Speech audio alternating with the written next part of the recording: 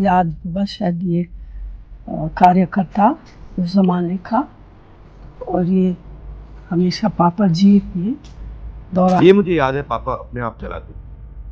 ये भी फोटो है, उस पूरा का पूरा ऊसर जमीन था।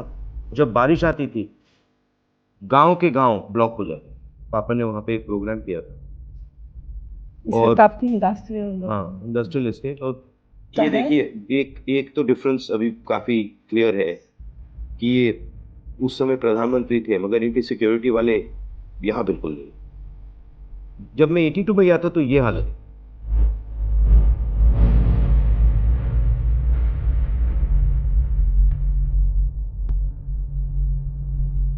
पहली बार आप रायबरेली कब गए?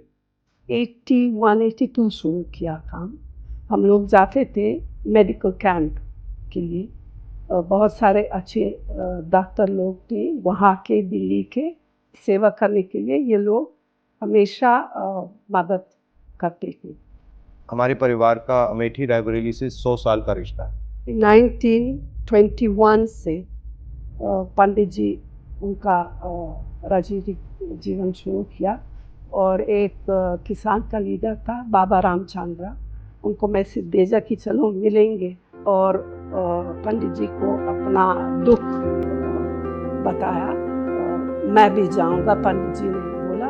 तो फिर वो प्रतापगढ़ पहले, क्योंकि सबसे ज़्यादा वो किसान का जो था प्रतापगढ़, और फिर रायबरेली भी, और एक दो और नज़दीक के जगह। रायबरेली वैसे राहुल के दादा फिरोज गांधी वहाँ के एमपी थे 53 से।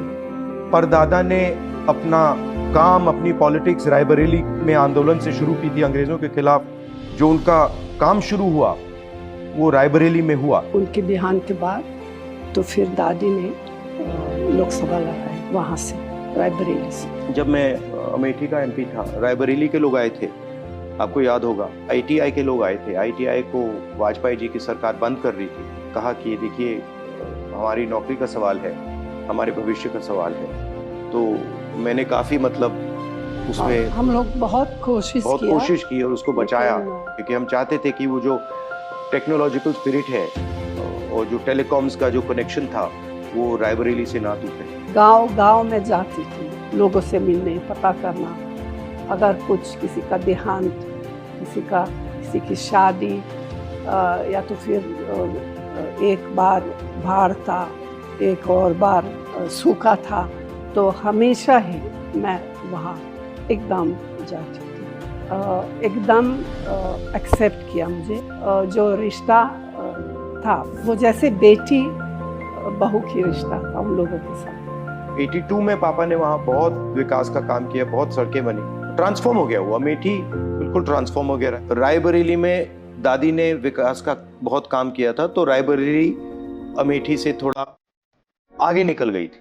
जब पापा अमेठी गए और फिर पापा ने वहाँ बहुत ज्यादा काम किया, फिर ये लगा कि अमेठी थोड़ा विकास में रायबरेली से आगे निकल गई। फिर जब हमारी सरकार थी तो इन्होंने भी वहाँ काफी काम किया, और मैंने भी अमेठी में काफी प्रोजेक्ट्स किए। एक सड़क की कनेक्टिविटी, तो मेरी कोशिश थी कि ज़्यादा से ज़्यादा सड़कें, नेशनल हाईवेज और सीआरएफ सड़कें हम अमेठी में लाएं और अमेठी को बाकी देश से जोड़ें। दूसरा था सेल्फ हेल्प ग्रुप का काम, जिसमें हमने लाखों महिलाओं की मदद की, बैंक अकाउंट से उनको जोड़ा, उनकी ज़िंदगी बदली। तीसरा, जो इंस्टीट्यूशंस हैं, पेट्रोलियम इंस्टीट्यूट और सीआरपीएफ ट्रेनिंग कैंप, और शायद जो सबसे बड़ा काम था जिसको बीजेपी के लोगों ने रोक दिया और जो अमेठी और रायबरेली को ट्रांसफॉर्म कर देता, वो था फूड पार्क, जिसमें हम 40 अलग अलग कारखाने ला रहे थे जो हॉर्टिकल्चर और एग्रीकल्चर से रिलेटेड थे। और मेरी सोच थी कि वो फूड पार्क अमेठी और रायबरेली का चेहरा ही बदल देगा, और उसको बीजेपी के लोगों ने रोक दिया।